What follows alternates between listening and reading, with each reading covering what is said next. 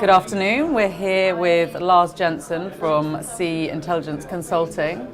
Lars, you were on a panel yesterday and you're actually on another panel this afternoon. I think what is interesting is we're at we're at GST, we're talking about technology. There's a lot of technology out there. I'm sure it can become quite bamboozling for some of the ship owners in terms of what they should try, what they should implement. What are your thoughts in terms of taking it from some embryonic technology, but to something that actually is going to work commercially and really deliver value for the ship owners going forward? Yeah, I think we are at a crucial point in that development right now. We have seen for the last few years it was very much about what is the promise of tech and what's the coolness of some of the tech. And I'm beginning to see a change, especially in some of the panels yesterday, from what are the promise of the tech to how does this actually work in reality. There is this beginning shift from discerning between what might be and what will in reality be. Yep. And I mean, the regulations that are coming in, of course, it's fantastic for technology providers in terms of encouraging them to come up with new solutions. A bit more of a headache for the ship owners, of course. But how do you feel that collaboratively the industry is working together? Is there enough? We've heard a lot about collaboration over the past couple of days. Are people engaging enough to ensure that some of this technology is genuinely being progressed through its life cycle so that it's actually ready to be adopted and really help ship owners in what they're trying to achieve?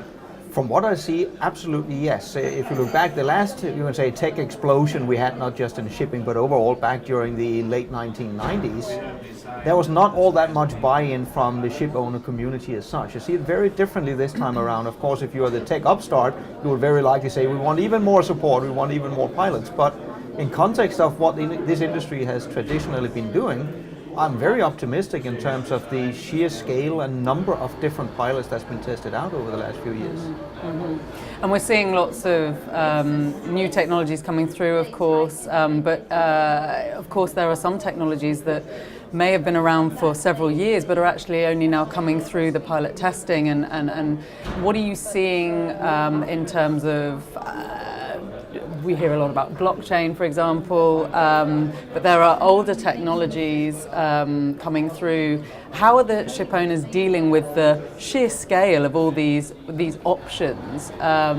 Because we've heard it several times. There's no silver bullet. There's no one technology in isolation that's going to solve everybody's problems. How do you cut through the sheer level of noise in terms of the choices that are out there?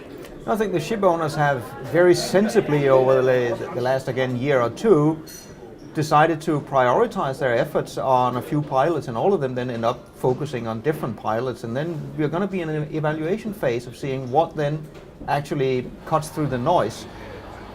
Likely over the next 6 to 12 months we'll be in a situation where a lot of these new tech upstart companies, they're going to reach the endpoint of their initial funding and they're going to go through a new funding round. And that's where we will really see who have been able to progress to the point where something has a realistic chance of being scaled commercially. They will get through that second round for funding, and then the other ones will fall by the wayside. So survival of the fittest in many ways. It will be survival of the fittest, and it will not be on the basis of how advanced or how cool their technology is. It will be survival of the fittest on the basis of what has the largest commercial promise.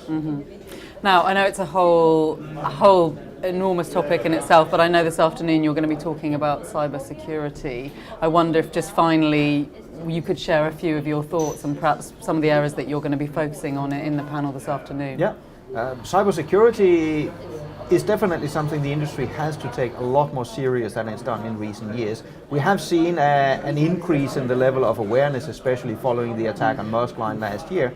But truth be told, there is a long way to go. However, the industry also needs to realize that on one hand, the threat is very real, it is very imminent. I would not be surprised if we see another shipping line or port or terminal shut down completely like we saw with Maersk Line last year, that we see that over the next year or two. But we also have to realize that a lot of what needs to be done is not rocket science. A lot of this is down to just sheer awareness. It's down to keeping things updated. It's down to making things more secure. It's not about preventing attacks altogether. That's not possible. Just like we cannot prevent fires from taking place on board ships. We know that happens and we have contingencies in place. Yeah. But we do what we need to do to limit the risk. And there is a lot that can be done on cybersecurity without necessarily having to spend tens of millions of dollars on advanced solutions. Hopefully that's whet the appetite, and I'm sure everyone will look forward to hearing more on that topic in due course. But thank you, Lars, very much My for pleasure. talking to us, and hope the panel goes well this afternoon. Indeed.